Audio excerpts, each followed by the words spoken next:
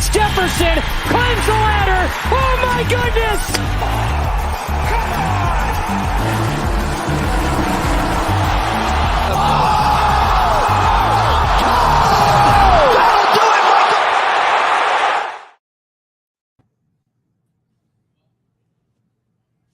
What is up, Jabronis? JJ back here with the crew, Snyder, Kurt, and look at what we have here. It was this loft Mangone. Look at the backdrop, the whole bit. I tell you, man, where you at? What city? Because you're definitely in a city. We're in New York City, having a good time. I'll be drinking some tasty drinks with our guy JT Hayes in a little bit, but we got to get some golf winners out to the people, and just having a good time. So hoping to maybe see you tomorrow, possibly as well. Yes, if I'm lucky enough, I will get to see you. So interesting, because I don't know when you got in, but if you're in Midtown, which it looks like you probably are, there was a huge crane, little mini explosion this morning close to Midtown. I'm not sure if you've seen it on Twitter or Instagram or whatnot, but a crane actually went smashing down into a building, causing a pretty large fire, and the whole crane fell into the street from like 2,000 feet up. Somehow, nobody got hurt. So there won't be any. I was not there for that, Dunkel. I got in around like 3, so I slightly missed that, but I did walk around New York City, and it's been a while, and I got lost, but I haven't been here since 2019, by the way, so it's been a minute since I made my way into that. Wow, yeah, lucky you. Traveling in and out of the city today was not fun because of that little incident right next to the Port Authority. What do you guys think of the UFOs and all that going on today as well? So I'm not going to tell you what you probably want to hear, Snyder. I'm not really a alien Area 51 guy, but I get it. You know, the folks that love that shit. So, but no, I'm not a tree. Snyder's got to be a closet guy for this stuff. Like, definitely is all about this. Definitely, yeah, definitely sees a shooting star, and that that was a UFO. So I'm on the team. Only one. I'm on the team that, like, why is all of a sudden the government pumping us full of that? Like, all of a sudden, oh yeah, everyone, guys, look at this, UFOs are real all year. Okay, bro, like, why are you all of a sudden telling us this now? It's cap. Biden's gonna die. That's because Kurt is upset about other things going on in the political world that we don't need to mention. What? I don't get it. Oh, all right. I've been hanging with my family too long, and they have politics on 24/7, so I know everything going on. South. I don't know anything. Quick shout out to Kev. Much love, and the fact that we're late is me. Don't worry, it wasn't these guys. Despite Mangone living his new lavish lifestyle, wasn't him. It was me for why we were late. What's up, Steven? Kurt. Look, Kurt fucks. We don't talk about it enough, but we know those this. are not my burners. I swear to God, they're not my burners. And unknown Kurt. That's not a Kurt burner. I don't. I swear to God. I don't know what is at that point. But yeah, let's talk a little bit briefly about last week. Anybody have any crazy highlights from last week? It looked like was it a mid who won it? Was it Harmon wire to wire practically? Told you, JJ. Come on now. Yeah, I know. I heard Harmon's name a few times on the show last week. Was he actually a long shot value? Outright? 110 to 1. I'm trying to think if somebody gave him out. Did anybody give him out? I feel like I heard his name a few times last week on the show. In some capacities, that's for sure. I don't know. I know I had him in the soldier segment, but I don't know if I gave him out as a long shot or not. Who knows? Man, go ahead. Well, either I wasn't here, and that last week was a mess. So, but all right, let's move on to the 3M and some people's favorite segment of the week, the course breakdown, preview, however you want to define it. Side of your soldiers, another riveting week. So great job there. And let's talk some 3M open course and walk us through it. Yeah, for sure. I just watched that video of that crane. It's pretty wild shit there, actually. But, this week we're at TPC Twin Cities here for the 3M Open. This track's a par 71 measuring 7,431 yards. We should see above average scoring here. Pretty easy setup here. The fairways are pretty inviting here as they measure right around 35 yards wide. The main defense of this track is going to be the wind at times, and then the 15 holes with water in play here. So you're going to see a ton of water balls here, larger than average greens here, measuring 6,500 square feet. They're going to be rolling fast here too, at around 12 on the step meter. The rough's going to be at around 4 inches tall. But it's not going to be that penal here, so I'm not worried about that too much. Par 5s are very attackable here. You must be able to score on these par 5s. The par 3s are going to play a little tougher here. 3 of the 4 will measure over 200 yards. This has been a bomber's track here. You need to get hot with the putter as well. Golfers must avoid the water here. Like I said earlier, this ranks as the most penalized course on tour. You're going to see a ton of water balls here. We've actually seen some guys hit it in the water as they're coming down the stretch to miscut, so there'll probably be some tilt going on. But interested to see this. The majority of the approach shots here are going to come 125 to 200 yards, right in that bucket. I'll be looking at. I think we could see this course bake out as well as the week goes on. We're going to see temperatures in the hundreds on Thursday and then 90s Friday and Saturday. It looks like keys to success here: strokes getting off the tee, greens and regulation, approach with an emphasis on proximity, 125 to 200. Bogey avoidance, and then putting. And then we need to keep our eye on the weather as well. So we're heading up to Lock tomorrow. I don't see too much right now, but just keep an eye on the winds, I think, is it. So, interestingly enough, it obviously seems to play much different than, or at least slightly different than last week played. And as I look up and down the field, a bit watered down too, right? I wouldn't even consider it top heavy. You have a bunch of guys that are less than 40 to 1 to win. Feels like it's kind of totally up for grabs. Let's move over to DFS. Mangone, start with you. Obviously absent last week. Some factors beyond your control, but you did come back this week in a much more lavish environment. DFS-wise, high and low end, who do we like this week?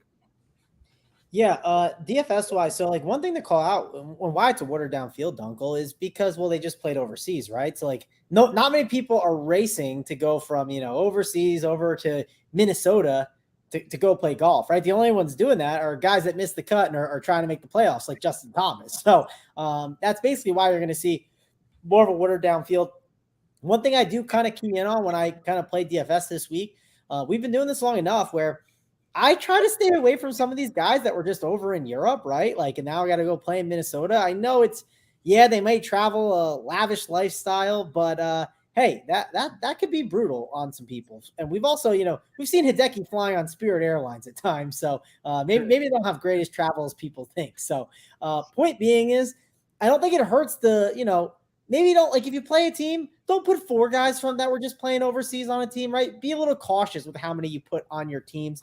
I'll at least say that. But as we kind of dive in here and look at the DFS plays, again, the guys up top, it's not a lot of guys to look at that you love. One guy that I really like, though, and I think he's going to get some lower ownership, he's 8.9K, and that's Adam Hadwin. He has good approach play so far. Hasn't played in a little bit too, which I kind of like that he's gotten the rest in. I mean, it's been a long year, right? We're getting into the dog days of summer, so I don't think that's a bad thing for someone like him. And he's a good approach player that's going to be at this event, right? And I think he's just going to go under-owned. And I do like living in more of this 8K range and trying to fade some of these like expensive guys up top that are just naturally going to have a lot of ownership. I believe this is the event. And Snyder, correct me if I'm wrong. Is this the event where DJ, he had an easy chance to just make the cut and he just smashed it in the water and everyone joked about it, but it was like, dude, DJ, you didn't have to take that risk and he just slammed it in the water, right, Snyder? I think he hit 2 in the water actually, because he wasn't sure if the first one was going to help him miss the cut or not. Yeah. He ended up putting 2 in the water to make sure he wasn't going to make the cut, it seemed like. And then he was just like, oh well, who cares? Yeah. So I do want some of these guys that have been playing really good golf, as of recent, and I don't know, haven't been at events in a little bit, right? And another guy I want to go to is Mark Hubbard. Mark Hubbard, if you look at his numbers, I mean, last 24 rounds, it's been really, really strong for him. His approach play and around the green is good. I think approach play is second in this field last 24 rounds. Around the green has been pretty good. And Snyder talked about it a little bit, how there are going to be some issues with the water holes, right? And hey, around the green game is something that's going to be helpful for that. You might get some bad lies at times. I think this is a decent spot to take a chance on Mark Hubbard. He's at 8.2K, not a comfortable tag. And he's also in a range around guys like JT Poston and other golfers like Aaron Rye at 7.7 that are just naturally going to get more ownership. So I think overall, not saying Mark Hubbard's going to be 5% or anything like that, but I do think you're going to get some depressed ownership on him, and I think he's going to be a really nice contrarian play. Fair stuff, Kurt. I'll swap over to you for DFS. Who do you like this week? I'm going Mr. Hungbae. I think he's got a little bit of form back, especially in the approach numbers are popping. Not going to be the highest owned up here. A lot of people love Auberg. A lot of people love Cam Young, stuff like that. So not that he's going to be like Mangone said, he's not going to be under owned, but he's not going to be as much as those guys. He's not going to be the most owned up top. So give me Sung J M. And then for my cheapie, going a little different here. I'm going to go Sam Bennett. Didn't do good at the Barracuda last week. I think he missed the cut, but he's someone who has shown top 20-ish upside even in the Masters this year, and he absolutely bombs the ball.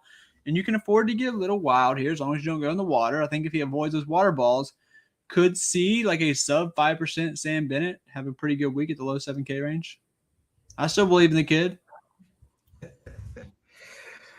Snyder, last but not least for DFS, who we rolling with this week? I'll tell you this, before you go, it does look like, oh no, for whatever reason, I thought I saw Morikawa. Nope.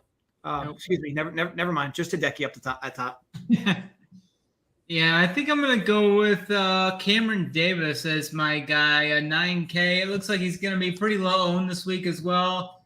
I'm seeing him right around 10, maybe 13, 14%. So I really like Cameron Davis as a guy lower owned than some of these other guys. I like playing him on tracks like this. I think he's really solid off the tee.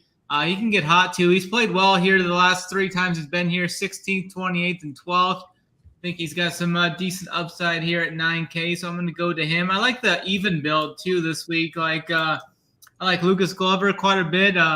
He's coming off of 3 very, very strong events at kind of watered down, easier tracks like this. He was T4 at Detroit Golf Club there. He was T6 at the John Deere, and then 5th at the Barbasol. So I think this is another easier, watered down event. So I like Lucas Glover there at 8,200 for like a cheap punt play. I was looking for one. I'd probably go with my guy Carson Young at 6,800. I mean, he's kind of been boom or bust at times this year. Let us down a few weeks ago at the John Deere, but he was top 15 at the Travelers. He was 21st at the Charles Schwab. So I like some Carson Young as a value there. It's not. We'll just shift over segments to outrights. Who do you think wins this? And is it correlated to who you like in DFS? Or is there somebody odds-wise that you think makes more sense to bet outright? Yeah, I'm going to go with a guy who won, a couple months ago at the Charles Schwab, Emiliano Grillo at 9,700 on DraftKings, and he's 28-1 the betting outrights. I really like Grillo this week to get it done. He was 6th place last week at the Open, 15th at the Travelers. His game's kind of rounding into form, and he's finished 2nd and 3rd 2 of the last 3 years he's been here. So I think Grillo can get another win here at 28-1. Steven liked your throw there on Cam Davis for DFS. Kevin's surprised nobody went Justin Thomas. Now I'm not sure if that's sarcasm. Tough to tell. I mean, I'll tell you this. I just can't do it. Well, I mean, like, I know I'm the same way. I want to, but I just I haven't done it. I haven't really done it much this year, and I've been grateful, so I haven't fallen into it. I'm just gonna keep watching it burn, man. And just sorry, if you want to take a chance on it and you think it's the time, but at some point it's just not. It's not there, right? I mean, we saw it with Justin Rose a year or 2 ago, right, where he struggled just for a year. And it's all the spring break guys. It's all the spring breakers. Ricky, Jordan, they all went through this. Yeah. Smiley fucking lost his career. Yeah, I mean, I don't know. I can't see it. I mean, what is his ownership, Snyder? At least entertain me with that. Got to be low. Right? JT will be 10 to 13%, I think. Even that's not low enough. Yeah. I want him at 2%. I want him to myself, basically, and it's just not to myself. I want him at least flat. At least Kev confirmed. At least Kev confirmed the trolling. Snyder, can you confirm or deny that this actually happened? That happened. I saw that. You videotaped it. I don't know. Very possible, I guess, Jason. You gotta yell louder. Here's the first question. Do we really think Snyder goes to the grocery store? A man of his caliber is too busy for that. Someone definitely picks it up for him and brings it to his house, correct? Yeah, the only grocery store Snyder's going to is probably Trader Joe's. Like outside of that, yeah, you definitely come off as like a tree hugger going to Trader Joe's buying everything organic. I've never been to one of those stores. I am a Trader Joe's guy, by the way. Big advocate. Not like Trader Joe's. A Berg Davis Jaeger are all better plays. I assume than Justin Thomas. Is that the? But I guess that's the thing, right? I guess everybody's probably thinking that logic, right? I mean, there is a whole leverage angle to this, but if he sucks, he sucks. It was just nothing. I know that he kind of flashed in the pan a few weeks back, but then he hasn't been anything I would since. just bet him outright. I mean, you can get 30-1 on Justin Thomas in this field at DraftKings right now, which is pretty wild, I think. Wild in a good way? Just wild. You used to see Justin Thomas like 7-1 in loaded fields, and now he's 30-1 in a dog shit field. Yeah, I mean, it definitely says a lot. All right, so we'll move over to you, Kurt, for your outright. You want to surprise us and say Justin Thomas? No, I'm not really doing the top of the leaderboard. Could see the winner from there, but I kind of wanted to get a little weird. I'm gonna go to mid-tier range. I'm gonna go Ryan Fox 45-1. Seen him have some good finishes. Didn't do that great overseas, but the guy can crush the ball. So Ryan Fox 45-1, and he's good off the tee. He's not that inaccurate, so they can keep it away from the water. And Vincent Norman, I'm a Florida State fan. The guy got his first win very quickly, I must say, at not the Barbasol. So, and he honestly competed another top 5 at the other shitty event in the Barracuda. So good form. The guy also kills it. Go Knowles. 60-1, Vincent Norman, Ryan Fox, 45-1, both on DraftKings pre-show. Norman with 2 R's. Mangone, you're outright. Who we got this week? Yeah, my guy up top is going to be Mr. Louis Adberg. We're going with him as the option. He is 28-1. We're going with him, and he hasn't had the greatest year, but he's kind of came into some form at the John Deere. Last decent finish was T4. And that was a really crappy field, right? This is another crappy field. He's made 7 of his last 8 cuts as well. So that's at least good for this season. Again, he hasn't flashed that much upside, but showing at that John Deere event gave me some confidence to kind of pull the trigger here. Looks like the numbers lining up pretty well. So we're going to take a chance on him at 28-1. Also, folks, you could like the video. It's not hard, right? You just go ahead and click like the video. Really, really not hard. Obviously, we appreciate the comments as well. So don't be shy. Nobody likes silent stalkers. I'd argue I'd prefer a very, confrontational and verbal stalker versus somebody who's lurking that you'll never even know. So feel free to just drop comments in the chat, even if you just want to say hello. Mangone, your long shot. Who do we like this week? Yeah, long shot. We're going back to a guy I already discussed. We're going to Mark Hubbard.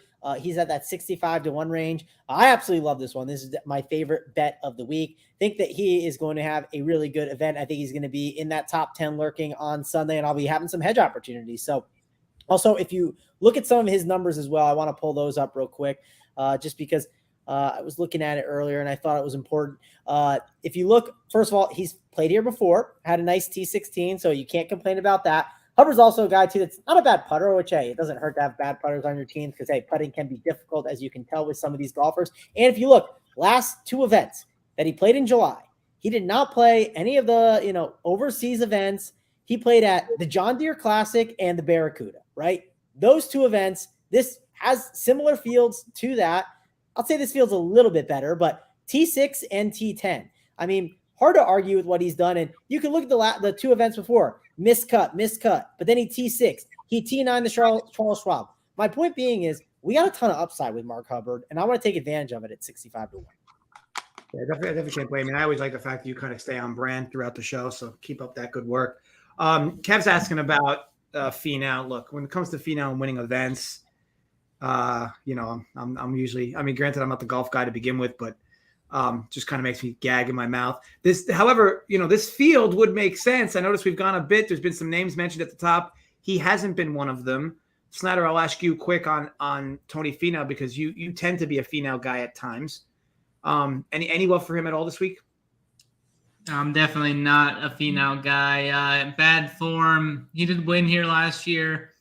I think you'll see some ownership, though. I'm just not going to a Tony. He's kind of been a little erratic with the putter. Hasn't been the greatest off the tee a few times, so I'm just worried about Finau hitting too many foul balls here, like we saw a few of our golfers did last week. Who was it? Ricky, Hatton, JT. They all hit foul balls in 18. That was kind of fun to watch those guys hit inland out of bounds on hole 18 last week. That was pretty wild how the out of bounds was like 3 yards off the fairway. I always like the foul balls. Kurt, on your end, who's your I know you gave a few. Were you going to kind of cut it at Vincent Norman as your long shot? Because he did go outside that 50-1 area. Or did you have somebody else in mind? I had Ryan Fox 45-1 as well. Okay, so the two of them were your two. Okay, gotcha. That was all good. Snyder, on your end, who do you like for a long shot? I'm going to go to a previous winner of this event, my guy Cameron Champ. I really like how he's coming into form here. He's actually made 2 cuts, which is big for him this year. Hasn't been playing the best, but he played well last week. He won this event back in 2021. He was 16th here last year. This is like the only course that he can actually putt on, it seems like, as he's gained over 3 strokes putting in both the last 2 trips here. And I think he's kind of in that same range where he had one decent week before he won this event back in 2021. And I kind of think he's on the same pace here. So I'm going to go with a Cameron Champ at 70-1. So Matt's asking about Sepp Straka being in peak form. I'll be honest, I'm not used to seeing him this high up the board in terms of odds. Does that, Mangone, I'll kick that to you. Does that feel like a buying high on Straka, or is his form make sense for, his price? If you're talking DFS, it's interesting because he did play overseas, right? He got second place. There's a reason Sepp Straka's here too, right? Like he signed up for this event already, and hey, it's not going to hurt him to keep doing well to push for that playoff. Who knows if he can hit that top 50 or top 25 for the FedEx if he keeps grinding after getting a second place overseas there. So, yeah, I don't hate Sepp Straka, and the reason why, again, I don't hate it is like comparing him to some of these other guys up top. Like, again, I think Sung J M, Hideki, I think Tony Finau, Cam Young, they're all better golfers than Sepp Straka, but they did also all just play overseas. Sepp Straka outplayed them on a harder course. And I don't know, it's just sometimes hard to get up for the 3M Open. That's all I'm saying. You know what I mean? Like our guy, Uncle T, he's on the premium show now. When he comes over here, it's probably hard for him to get up for the show. So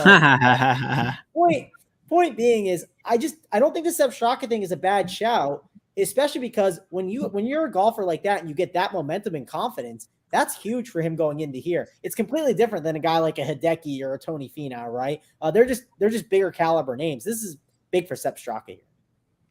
Fair, good breakdown, Mango. That could put you on route to MVP today. That was very good. Yeah. See, that's the type of player Snyder is. When he notices talent, he acknowledges it. He's not like Kurt. I appreciated that. I feel like Paul George getting dapped up from LeBron James back in the day when he had that nice playoff game. I feel like Snyder's dapped me up like he's Braun. I'm all for the gaslighting. Snyder, T20. Anybody poke on the board for you? Yeah, I'm going to go with a guy. AP kind of talked this guy up a little bit. I'm going to go. Really like the odds on Garrick Higgo here too. Plus 340, the top 20 here. He's 19th, 21st, 33rd in his last 3 events. This is a watered down field here too. A lot easier than the ones he had been playing, like at the Genesis Scottish Open. He got 19th there. There was much better names there as well. And I like him coming back over here. He's super long off the tee. I really like his game translating well to here as well. So the plus 340 is a really good, I think it's almost like a gift. Snyder makes the first mention of a golfer I've never heard of on today's show. He gets that award for today. Kurt, T20, who's in the pool? I'm going someone with good course history, also good course history for the comp courses. Someone who pretty sure he buried me last year as chalk here. I faded him, but Taylor Pendrith plus 260 top 20. Short and sweet, perfect. Again, Mangone, before I get to you, Kev, so out of the top guys, wouldn't you say Hideki would be the biggest past champ DFS wise? I'm not sure the exacts of that question. Kurt, maybe you could handle it. So out of the top guys, wouldn't you say Hideki would be the biggest past champ DFS wise? Is that just implying that he passed over champion or like past champ? I mean, yeah, he's the most expensive past champion. Like I think that's notoriety coming in. Yeah, Kev, you can be a little more specific on the exact app there. Joe Mauer would be a good play this week, 6K range. Is that an inside joke I'm not aware of? Is a golfer? That's the old catcher for the Twins. And it's a catcher for the Twins, and we're in Minnesota this week. That's where the 3M Open is, so I think that's where he's getting it from. I see. He's trying to there's nobody with a similar name, I guess is what I'm getting at, right? Nobody. There's a D's. Not going to get me there, Kurt. I don't know if Torrey Lofton Jr. is playing as well for the Twins, or at the 3M Open, but maybe there's a bunch of Twins players playing that we don't know about. Kirby Puckett, I remember that guy. There you go. Kirby Puckett.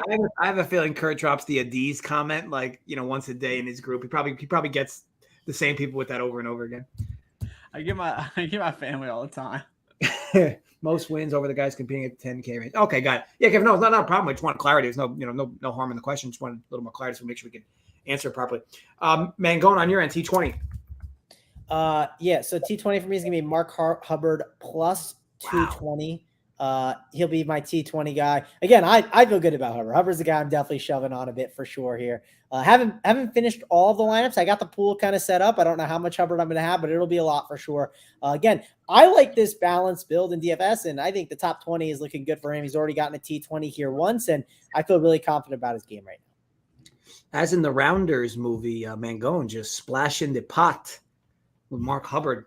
All right, so we'll go over to matchups. And Mangone, I'll stick with you here. Dare I say, is this going to be a Mark Hubbard matchup? No, not a Mark Hubbard matchup. I will say I was the DK app was not working when I was trying it earlier to try and look at the matchup. So I had to settle for FanDuel, and I was not super excited. Snyder, I don't want to go heads up on you with this bad, but I do like Adam Hadwin, and I want to kind of stick on the brand with what I keep doing. And when I kind of stuck on brand with that, I found Adam Hadwin minus 110 against Cam Davis. And I just think Hadwin, again, I think it's a really good spot for him. I like to look for really good approach players, and his approach play has been solid last 24 rounds. I think it's a good spot for him. You could also make the argument, man's a Canadian, winning an event at Minnesota. I mean, if Minnesota just fell off the U.S. and went into Canada, I don't think anyone would notice anyway. So it could be kind of like a Canadian event for Adam Hadwin to win. No comment on the Canada remark. Kurt, on your end, your matchup, you sticking on brand with some of the names you've already mentioned, or was there something else that stuck out? I'm going another good off the tee guy. Mr. Keith Mitchell over Alex Noren minus 115. I think Alex will be fine here, but I think he's still a little bit shaky, and I really like Keith Mitchell's game more than Alex Noren, even though that Alex Noren has showed some form lately. Is that the guy some folks refer to as Killer Keith? Yes, and that's Mr. Visor himself. All right, cool. And Snyder, last but not least, to round out the Last but not least, to round out the show, who's your matchup that you like this week? I'm going to be arm in arm with our guy Mangone here. I've got a matchup with Mark Hubbard, minus 110 versus Patrick Rogers. I really like Mark Hubbard. He's another one of those guys in that low 8K range that I really like this week. Hubbard's got some great recent form heading in. His last two events have been 6 at the John Deere and then T10 at the Barracuda last week. The putter's on point for him. He's been solid with the ball striking, so I'm right there with Mangone with Mark Hubbard this week. Tell you what, obviously there's, Steve thinks you look like Siwoo Kim. I'm pulling up pictures here, Mangone. I mean, Siwoo Kim fucks. Like, there's worse people to look like. I'll tell you that. Now, I want to be clear. I don't necessarily agree. But worse people to look like. Siwoo Kim's awesome too. I definitely agree on the Siwoo Kim stuff. All right, so last week, as crazy as this sounds, somehow the host missed the final notes section. Shame on me. So because I missed it, I'll give you all a little final note segment this week. Mangone, I will start with you, as I do believe you were MVP today. Rounded out by the way you answered one of those questions in the middle of the show. But you are MVP. Floor is yours. What's going on in Mangone's life? It's okay. I'm happy to share the podium with Kurt and Snyder. I'm heading to the Mets Nationals game tomorrow, so that'll be a lot of fun. Excited to do that. Then Friday morning, I'm hopping on the ferry, heading back to Red Bank, and then back to the Jersey Shore for some GTL. So should be a fun weekend. Hopefully I get to have some lunch with one of the guests or one of the special guests on this show tomorrow. Red Bank, you're about to get a weird flex from me. The last time I was in Red Bank, New Jersey, I lost a tri-state free throw shooting contest when I was 8 years old. Little weird flex. This guy stinks. I actually had to win 2 rounds to get to that, so I did. What's funny is I'm talking shit, but I did the same thing in like elementary school. I think I was like 10. In 5th grade, I did the same thing. Advanced 2 rounds and then lost. Choked so bad. Elks, whatever ran the choked so bad in the finals. Like I'm pretty sure I made like 2 of 20 or something. It was so bad. So I feel your pain. Steven says thoughts on Capan. I presume that's a golfer on the field. Yes, Frankie. All right, so 300-1. Anybody have any thoughts on Frankie Capan? I have never heard of that, Steven, but if you want to give me reasons why I should throw him in the pool in 150, I'd love it.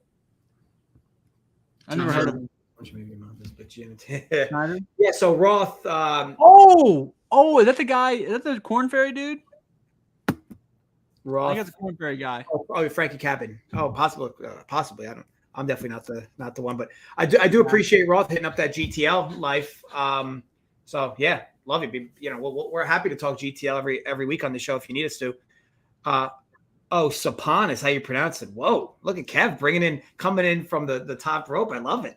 That's the Corn Fairy dude that Rick mentioned. Yeah, I was gonna look into it. I'm doing my pool in the morning because I'm a psycho. Wake up at 4 a.m. But I think he might be my 150 pool. Maybe I got to look at some more stuff. I can't just kind of take what I've heard. But I was gonna look into him. So Sapan, I'll never forget how to pronounce that. I appreciate that, Kev. We'll just stick with you for final notes. What do we got? Yes, so we got next week-ish, I guess probably 10 days, we're going to have the Greenbrier event for Live. I'll be up there live in person. Can't wait for that. It's in my home state of West Virginia, so I'm going to hop on the plane, head up there. We will have a playbook for that. I'm going to make it free, so if you guys want to dabble in that next week, I'm pretty sure we have another lame event. So, kind of dabble in the Live streets for me because I'll be there live, and I'll even do some showdown stuff too if you want to get into that. Usually, there's maybe a 5K to first for the main, something like that. So check it out. Good stuff. And then Roth, yes, us Jersey Italians rule the world. Yeah, I mean, even the Italians that are like 2 or 3% Italian during the World Cup, we are out in full force with the Italian flags roaming the streets. I'm just kidding. Those people are all tools. Snyder, on your end, final notes, obviously talk on the soldiers and just real quick, Summer 33% off. Guys, I think there's a show late tonight, right? A private show for the just members, or was that yesterday? It was earlier. They did it at 3:00.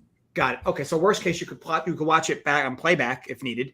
Obviously, if you're a member of the private show, I know obviously when it's late start, but they go up to lock, but it's always just a tremendous amount of good data there, especially for members. So obviously if you sign up, watch that show on playback, help you build your lineups. But regardless, there's the playbook, all the data is there. You wouldn't even need to watch the content, because all the data is there for you to help build lineups. But Snyder, I'll kick it over to you, and then we'll get out of here.